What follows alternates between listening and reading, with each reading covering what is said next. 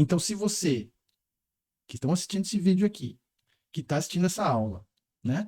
E quer implementar práticas de gestão de projetos, você tem que ter gestão de requisitos, senão você não vai conseguir fazer cronogramas bem feitos. E muitas vezes, Mariana, os cronogramas são mal feitos porque você tem já requisitos ruins.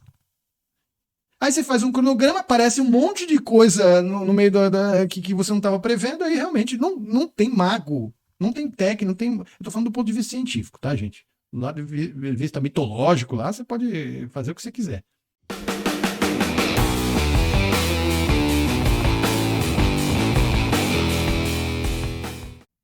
Então tá, pessoal, vamos para mais uma aula aqui do CMMI, né? Tô aqui com a Mariana. Tudo bem, Mariana? Tranquila?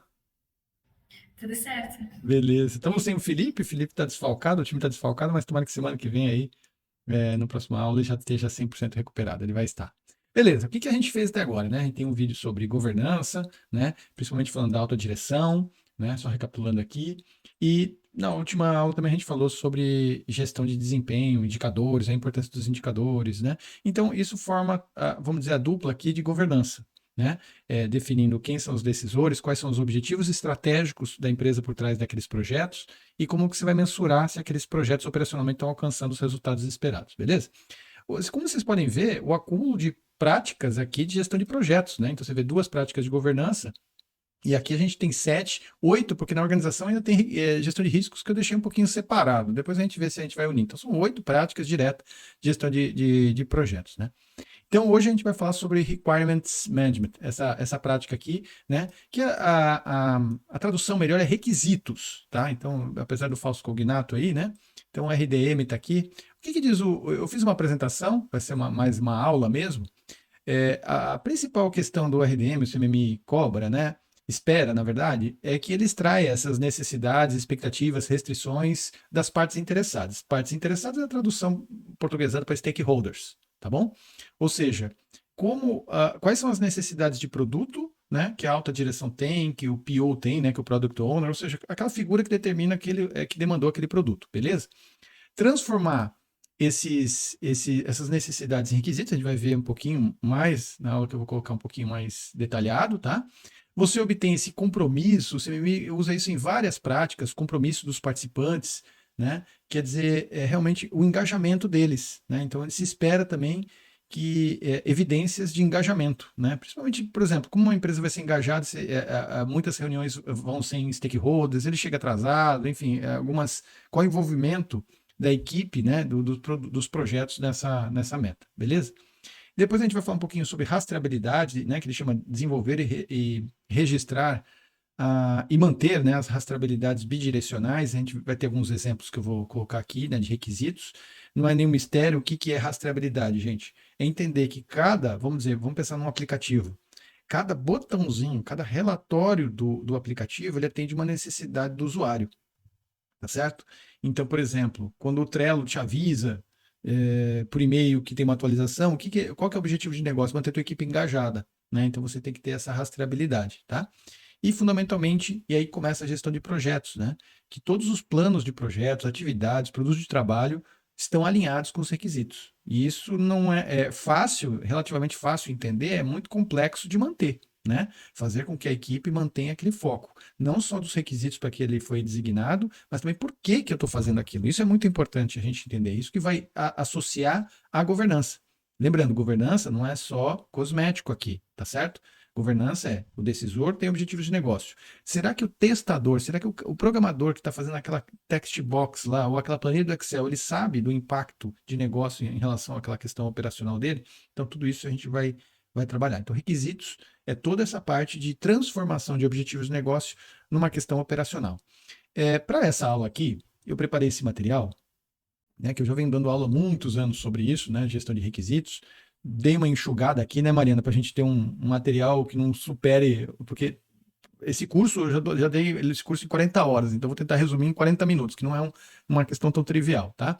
Mas tudo bem, se tiver perguntas, você coloca, tá bom? Esse esse fluxo aqui vem de um material, vou deixar na descrição desse vídeo, do Leffenwell, um grande autor de gestão de requisitos, né? Muitos da nossa audiência aqui nem sabe que existe um cara chamado gestão de requisitos, né? Então o Leffenwell trabalhou muito isso há muitos anos e deu uma atualizada nos movimentos ágeis, né? Quem gosta mais da agilidade, do Scrum, ele também adaptou, né? Foi porque as práticas vão também se modernizando. Então tem esses 6 passos aqui, eu vou perpassar esses 3 passos e explicando o que o CMMI cobra, etc. Beleza? Então a primeira questão é analisar esse problema. Então quando você tem uma questão de requisitos, quer implementar as práticas, não só de CMMI, essa aula serve para também qualquer desenvolvimento de produto. E digo mais, tá, Mariane, que você que está assistindo aqui o canal, isso aqui, gente, é o mínimo do mínimo se você realmente é profissional da área de desenvolvimento de produto, tá certo? Qualquer coisa que você não aplique aqui, tá, gente? Realmente eu desconfio muito que aquele cara age de uma maneira profissional. Isso não quer, né? Isso não quer dizer bom ou ruim, tá certo?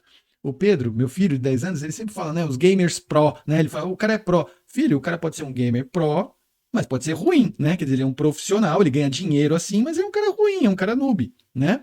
Mas aqui é a mesma coisa, gente. Então, assim, você pode ganhar salário disso, mas quando eu falo profissional, gente, é realmente você fazer as coisas bem feitas, tá certo? Então, se espera essa questão. O que é a análise do problema, né? Qual que é o problema do negócio, né?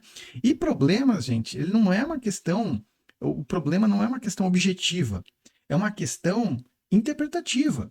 A gente, nesse momento, né, estamos em maio de 2024, está uma catástrofe lá no sul do país, né? No Rio Grande do Sul, que é nosso vizinho, né? Então, muitos entendem o problema de diferentes magnitudes. Lógico que estamos numa fase aguda, mas o problema é muito mais profundo. Será, por exemplo, que é problema a gente reconstruir as cidades exatamente como eram, né, Mariana? Né? Vamos reconstruir. Pô, não perceber que alguma coisa está mudando, né, que o planeta, independente se é aquecimento global ou não, mas depende de ciclos, né? E que você vê que algumas pessoas não percebem esse problema da mesma maneira, né? Tem diferentes vieses. Quem está certo, quem está errado. Então, o problema é uma representação do decisor. Esse decisor aqui é nosso stakeholder. Então, para definir problema, eu tenho que definir os stakeholders, tá? Para saber como ele interpreta e como ele percebe esse contexto, tá certo? Se o analista de processo, o analista de requisitos, o product owner não identificar, não analisar o problema a ser resolvido, né? Esse projeto poderá ser executado até dentro do prazo custo. É o famoso assim, Mariana, né? E os demais aqui que estão nos assistindo. Eu cumpri minha parte, está aqui. Me falaram para fazer um quadrado azul. Ah, mas se o cliente quer um triângulo vermelho, isso não é mais problema meu. É assim. Tá? O Peter Drucker, um grande estudioso, né, da administração, fala que nada mais inútil que fazer bem feito uma coisa que nunca deveria ter sido feita. Então, quando você analisa o problema, desculpe, de uma maneira medíocre, de uma maneira porca, né, de uma maneira bastante vazia, você vai escrever requisitos superficiais e você vai chegar muitas vezes no prazo com o software que te pediram, mas o cliente não vai ficar feliz. Beleza? Então é isso que eu quero dizer aqui. Para a gente resolver esse problema, o Leffenwell, né, traça essa pirâmide aqui. Né, que ele coloca aqui no topo da pirâmide de requisitos, né, de definição do problema, as necessidades, que é, olha, totalmente consonante com o CMMI. Né? Qual que é o problema, afinal? Qual que é a necessidade? Né? Por exemplo, quem desenvolveu o Trello, a pessoa tinha necessidade de ter um Kanban? Não, ela tinha necessidade de gerenciar a sua equipe. O Kanban é uma solução, é uma característica de produto. E essa separação não é trivial fazer. Tá entendendo? Por exemplo, needs, né? Uma empresa precisa de um ERP, um software de gestão integrada? Não, ela não precisa. O que ela precisa é reduzir o estoque, ela precisa reduzir o seu custo de capital, ela precisa reduzir o teu lead time. É isso que uma empresa precisa. As características de produto dela é fazer um ERP, fazer um relatório, uma automação. A inteligência artificial, né, que todo mundo está falando, é um problema? Não, não é um problema. Ela é uma solução para alguns tipos de problema. Tem que identificar qual que é esse problema. Né? Então, é muito importante e é esperado de uma empresa madura em termos de gestão de produto, que eu estou chamando de profissional, né? Que você realmente tenha esses problemas, essas práticas de resolver o problema, de identificar o problema antes de partir para soluções. Tranquilo, Mariana? Tranquilo não, mas você conseguiu compreender isso, né? É fácil entender relativamente, mas é complexo colocar na prática, né? Quando eu falo assim, muitas vezes nas minhas aulas, que a empresa não precisa, ela não quer um RP, ela quer reduzir lead time. Aí as pessoas criam caso. Não, o problema dela é não ter o RP. Ah, marketing digital. Oh, ela não tem marketing digital. Não, isso não é um problema. O problema é quando você não tem os leads qualificados, quando você tem o custo de aquisição de cliente muito baixo, né? Custo de aquisição alto, né? De clientes. Então, você quer falar alguma coisa, Mariana? Não, não, só ia concordar mesmo. Realmente entender o problema, né? E aí depois pensar no como solucionar ele. Beleza. E isso, gente, tem muito a ver. Vou até projetar agora com o artigo que eu separei. Esse artigo é aqui, ó, do Shepard, né, e Gruber, né? Essa revista, que é Entrepreneurship Theory and Practice, ela é uma revista A1, uma revista tipo a Nature da nossa área, sabe, da administração, né? Então, esses colegas aqui, eles são da Universidade da Suíça, né? A Politécnica aqui de Lausanne. E eles fizeram esse artigo, na minha opinião, assim, é mandatório para quem realmente quer entender o Lean Startup de uma maneira séria, né? Uma maneira... Lógico, o Lean Startup tem do Eric Ries, o livro, mas lembre-se que livro ele foi feito para vender, né? Então, agora, aqui está um estudo científico sobre Lean Startup, e ele coloca essa figura que eu achei fantástica aqui, deixa eu achar aqui essa figura que eu usei, tá? Que é, né, se você olhar o material do Leffel, aqui, né? Você tem necessidades, características, o requisito aqui de software, requisito de produto e os demais. Daqui a pouco eu vou falar sobre isso, beleza? Ah, isso aqui é uma coisa antiga. Aí você vê que você, quando você interpreta o quê? Ele associa primeiro o Market Opportunity Navigator, que ele chama navegador de oportunidades de mercado, é escanear oportunidades de mercado, tem várias técnicas para fazer isso, não vou entrar agora no detalhe, tá? Uma vez que você tem uma oportunidade de mercado, nós fazemos, né? Tem um vídeo no canal explicando sobre o Canvas, e sobre o Canvas ele começa outras práticas de agilidade. Olha que requisitos aqui, ó, bem aqui, ó. Tá conseguindo ver minha mãozinha, Mariana? Tá? Né? Então tá aqui, ó. Então, a associação entre problemas de negócio e o chão de fábrica, o Scrum, o Lean Startup, ele é muito forte. Eu acredito que até mais forte do que antigamente, tá certo? Porque você quer reduzir o desperdício, como eu estou falando. E o que é a coisa maior desperdício, né? Antigamente, que nem eu falei no último vídeo, é na indústria, né? Aquele refugo de tecido, refugo químico, refugo de material, de insumo a mais, tá certo? O desperdício numa empresa de tecnologia é quando você faz uma coisa que não deveria ter sido feita. Eu, quando trabalhava com o SAP, eu cheguei quando tinha migrações, Mariana, eu analisava assim, tinha 5.000 relatórios para migrar, era um trabalho do cão. Aí eu falei, qual que é o relatório que mais, eu estou falando em multinacionais, tipo Bayer, Pfizer, né, que eu prestei consultoria. E aí, dentre outras, né? Aí eu falei, não, eu sou um cara meio preguiçoso, eu quero fazer o maior agregado possível. Então eu pegava o log dos relatórios mais acessados no último ano. Desses 5.000, o que era acessado mesmo, gente? Era menos do que 5% dos relatórios. Repare, 95% dos relatórios que estavam lá, alguém um dia pediu, deve ter usado, alguém pagou, né? Deve ter usado uma ou duas vezes, mas no log lá, log para quem não sabe, é o histórico de quando você clica no relatório, tá lá, ele não era usado. Né? Então, o que é isso? Dinheiro jogado fora, de vez de gastar aquela energia de consultoria, de desenvolvimento com coisas que agregam valor, fizeram um monte de requisitos que não servia para nada, né? E isso é muito, esse é o princípio do Lean Startup, é o princípio da filosofia Lean, reduzir desperdício. Então, nada mais inútil que você fazer características de produto que está aqui, tá certo?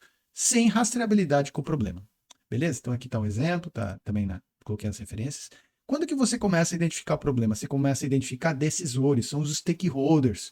Eu costumo, em gestão de projetos, fazer essa matriz aqui, né? Quem são os stakeholders, o nome deles. Aqui só está o primeiro nome, mas geralmente coloco o sobrenome também. A descrição dele, né? Ou seja, se ele é diretor, se ele é gerente, qual a área, né? E o nível de influência. Esse nível de influência eu não vi nenhuma literatura. É um viés prático que eu tenho, né? Que eu comecei a trabalhar. O nível de influência significa o quê? Sabe aquele momento que você tem que escalar a decisão? Então, por exemplo, você está falando aqui com o Joaquim, na verdade, Joaquim sou eu, né? O Tiago, que é arquiteto responsável, né, arquiteto de software, e a equipe de analista, eles não estão se entendendo.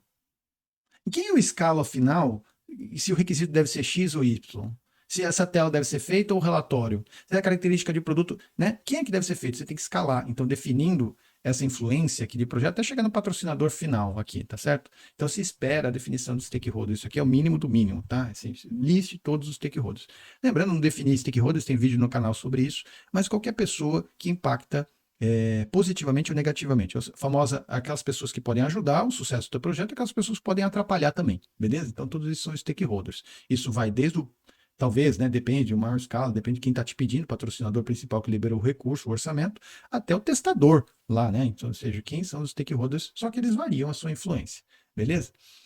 A dificuldade típica aqui, gente, então quais são as dificuldades típicas, né? Os stakeholders, eles não sabem de forma clara o que querem, é uma máxima, é uma piada, mas não espere, é uma tremenda ingenuidade achar que você vai entrar no projeto, os requisitos estão bem clarificados. Salvo, quando você pega um projeto onde teve um projeto anterior que definiu os requisitos. E isso em editais é muito comum, né? Editais públicos.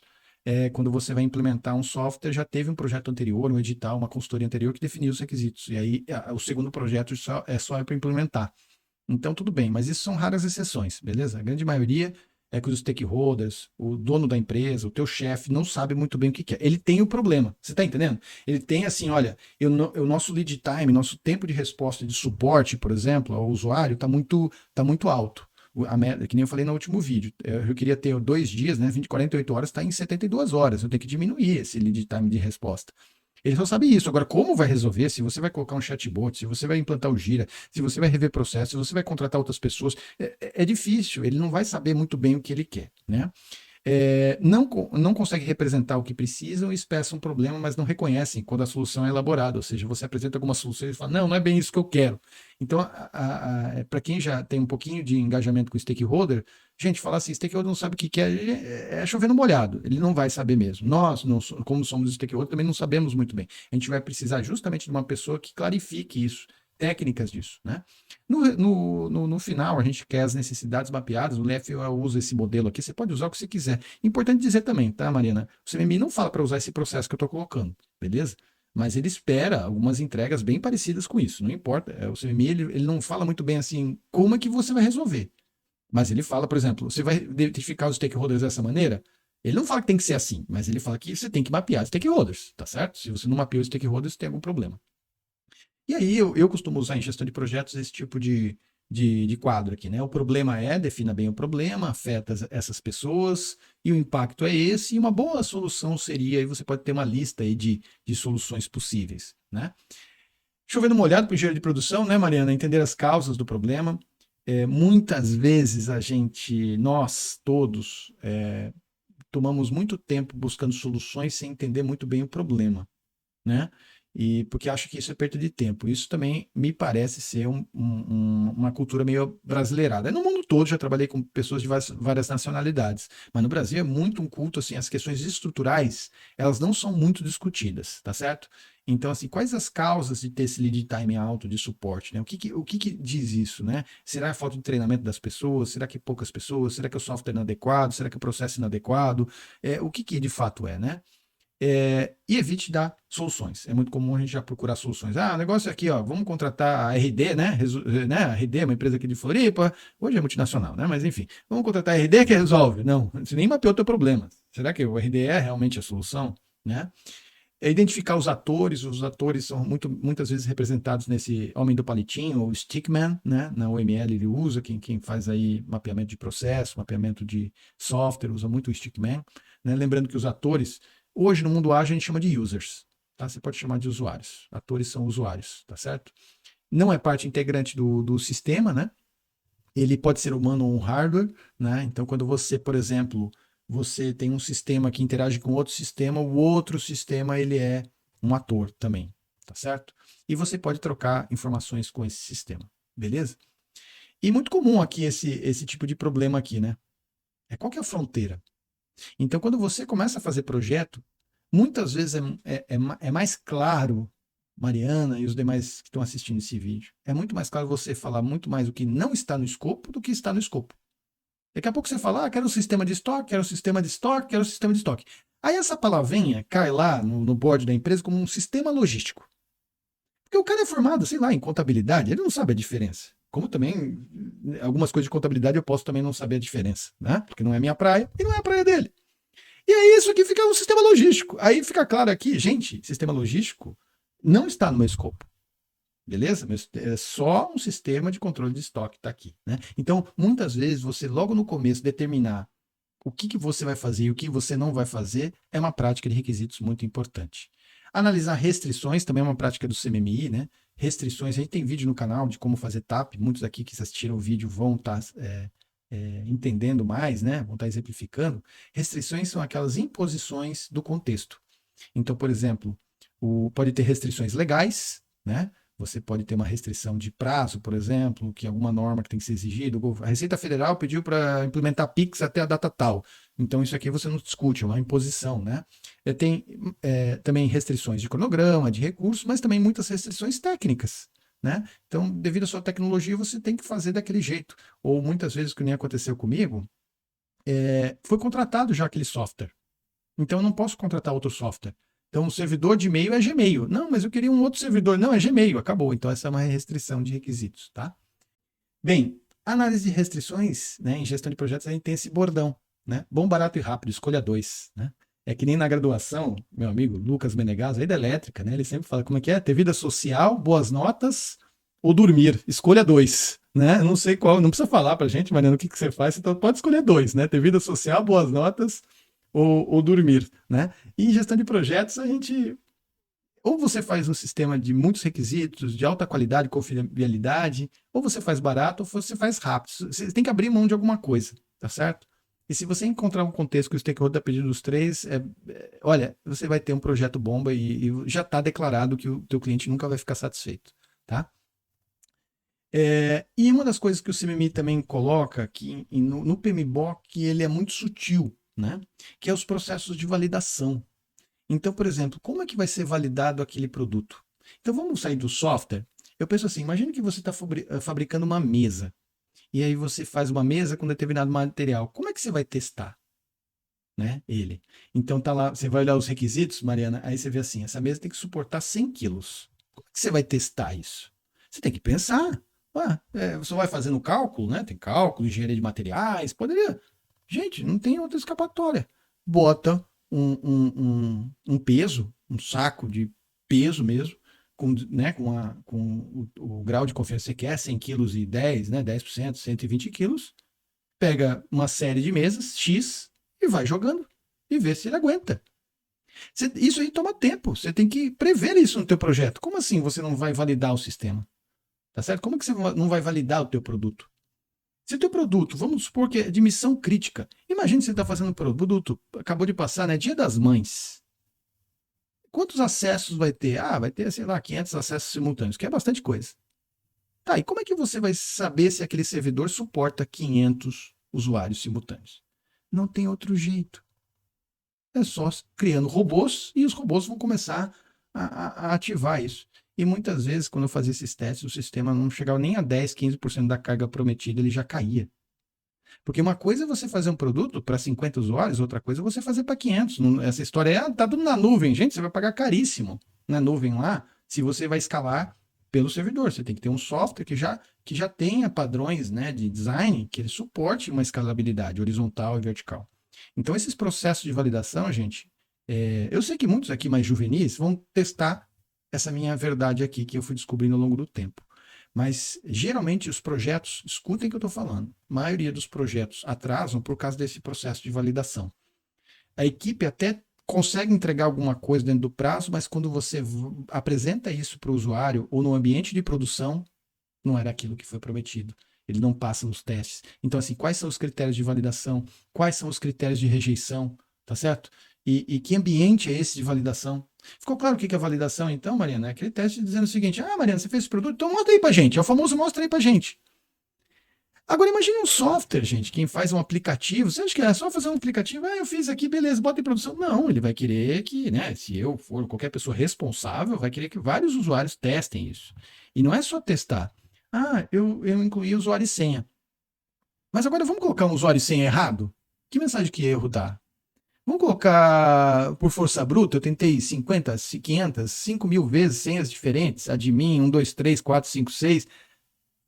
Isso tem que ser pensado. E muitas vezes nos requisitos isso não estão presentes. São requisitos de teste e validação. Beleza? Mas isso é uma forma de antecipar? Ou quando depois que tu faz, tu testar? Tudo isso eu estou falando antes de você executar. Você tem que pensar como o produto vai ser feito e como ele vai ser testado. Era essa a tua pergunta? Isso. Nesse momento aqui, É isso que eu tô falando, Mariana. Os mais, vamos dizer, trainees, eles mapeiam o requisito, mandam a equipe executar e depois, ao longo do tempo, deixa eu ver como é que eu vou testar isso. Depois descobre um monte de coisa. Não, é antes de dar qualquer job para a tua equipe, você já tem que saber quais são os critérios de sucesso e os critérios de rejeição. Então vamos supor assim que um web designer está fazendo uma tela.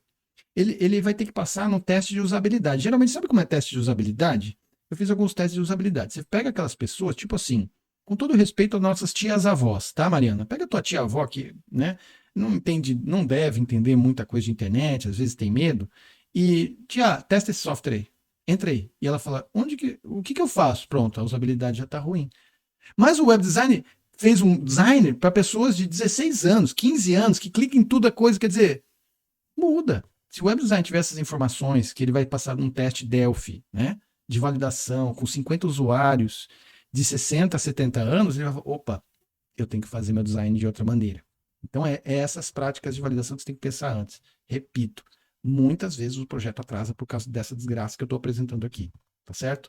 É que o software, entre aspas, está pronto, aí, vamos lá, gastou 50 dias para desenvolver o produto. E você vai demorar mais 50 dias para validar. Que um monte de coisa vai descobrindo. Ah, não quero isso. Ah, clicando aqui, esse menu tá escondidinho, eu quero um menu mais assim. E começa a alterar as coisas.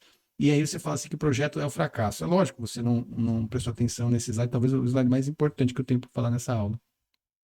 Depois de analisar o problema, né, tentando acelerar aí aqui a questão, a gente entende o que o cliente precisa e define o sistema. Basicamente, o que eu estou falando é o seguinte: anteriormente, tudo isso eu falei assim, quais são as necessidades? Até agora, as necessidades, tá certo? E agora eu vou falar de características de produto, ou características de serviço, para quem trabalhar com serviço, tá certo? Então, até agora eu só falei de problema, agora eu vou falar como é que eu vou, de soluções, né? E aí sim, característica de produto, né? Eu coloquei uns exemplos aqui, o sistema deve ser multimoeda, ter portabilidade de plataforma, tem que rodar em Windows, em Mac, tem que rodar em Linux, né?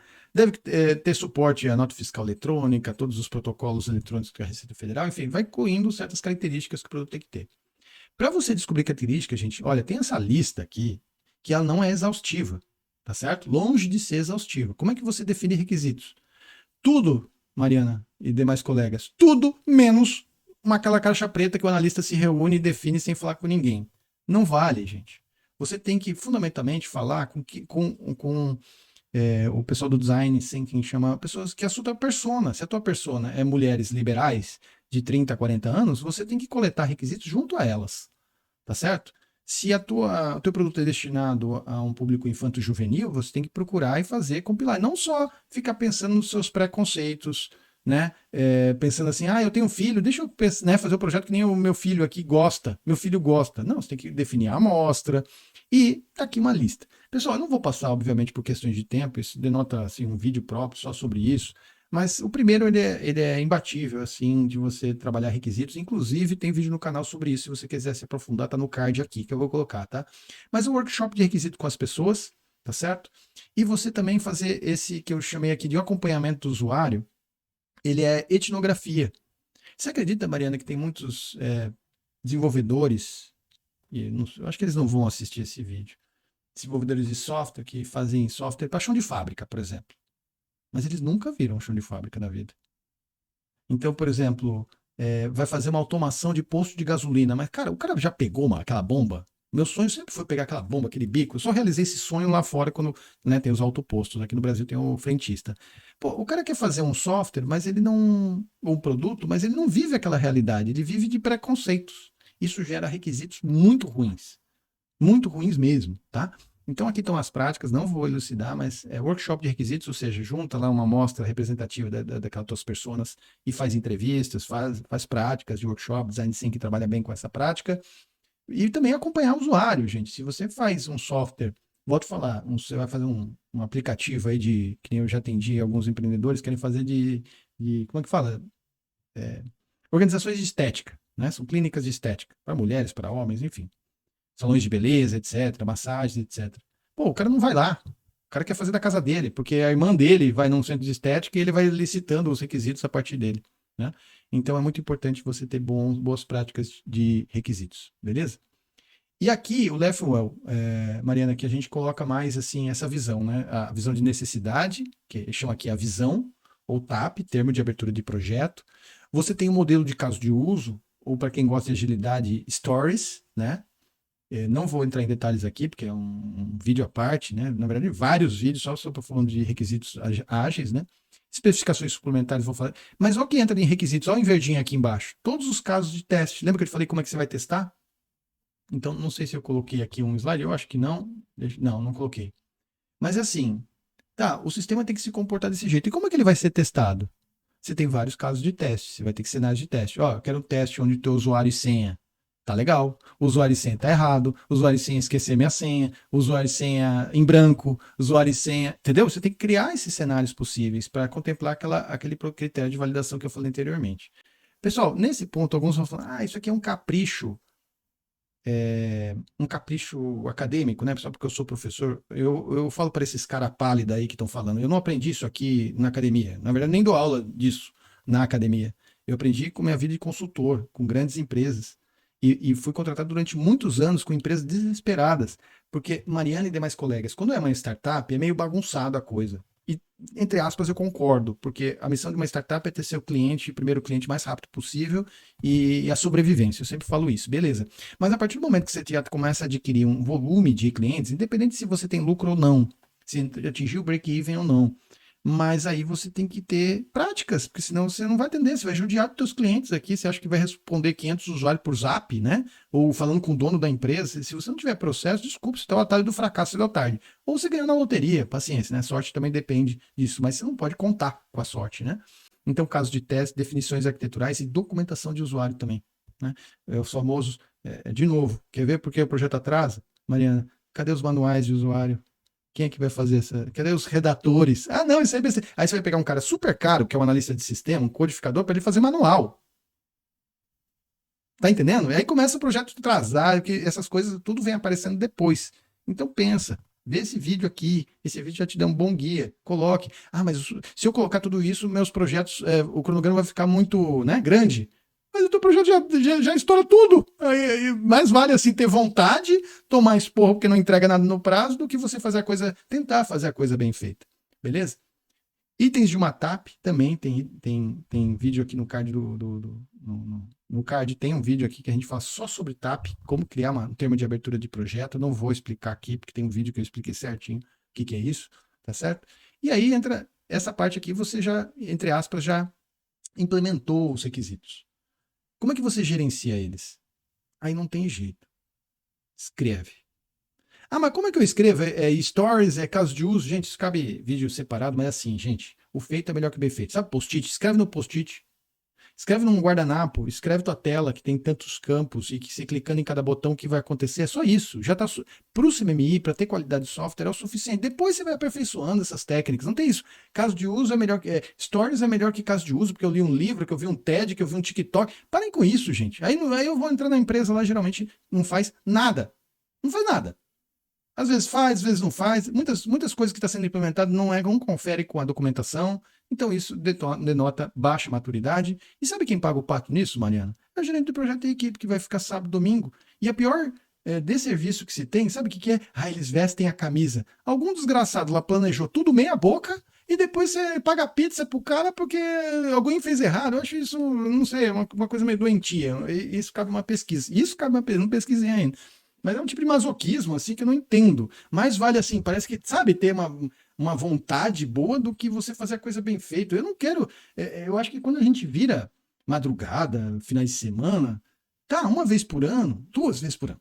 Vai, eu acho normal, tudo bem, acontece. Agora, cara, é padrão. A prática da empresa é todo mundo 24/7, vamos vestir a camisa. Gente, isso se chama incompetência, falta de planejamento e uma relação tóxica, né? Se você tiver com esse tipo de empresa, você tem que aplicar essas técnicas e se o stakeholder não quiser, eu acho que você tem que mudar de organização, beleza? Então, gente, se tem requisitos, se escreve, beleza? Institua um repositório central de requisitos.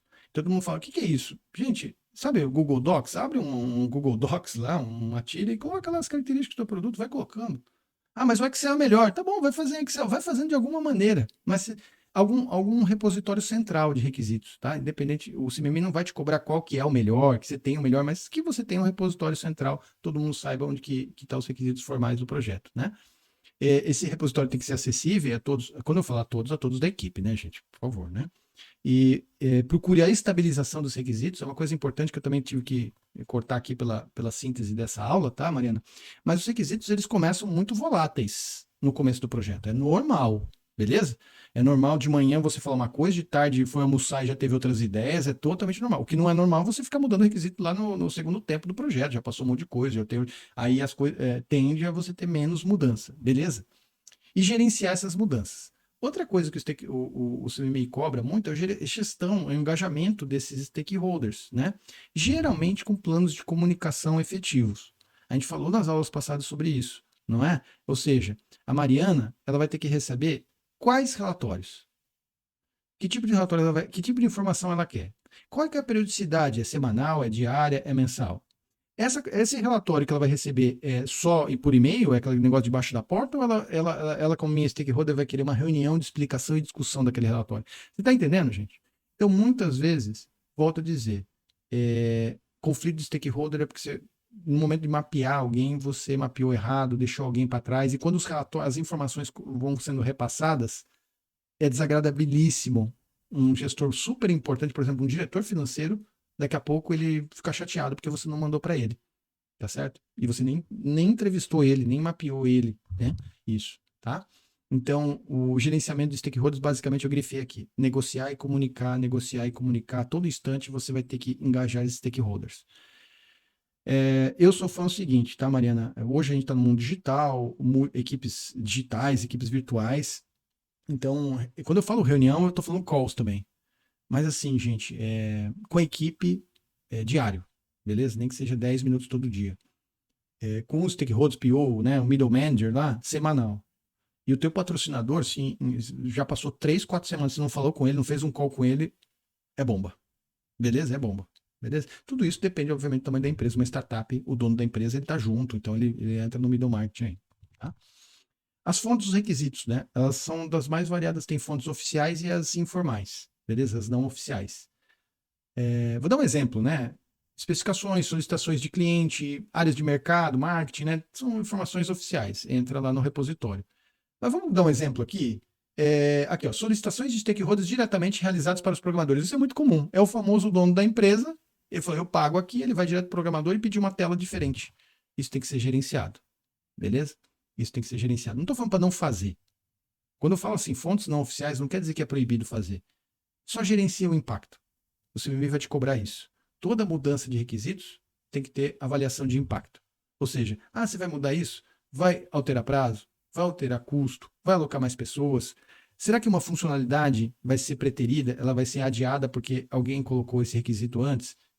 Forme isso. O CMMI não cobra dizendo tem que ser assim, tem que ser assado. Ele falou tem que ter um processo de gestão de mudança.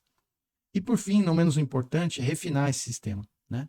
Você tem tipos de requisitos, né? Você tem requisitos da esquerda aqui, requisitos de produto, tem requisitos funcionais e não funcionais. Funcionais é como o sistema tem que se comportar. Né? Então, o sistema tem que se comportar ao clicar o botão de login, ele tem que ir para uma tela, checar se usuário e senha são iguais, e aí ele dá acesso ao sistema. O que é um requisito não funcional? Um requisito de arquitetura.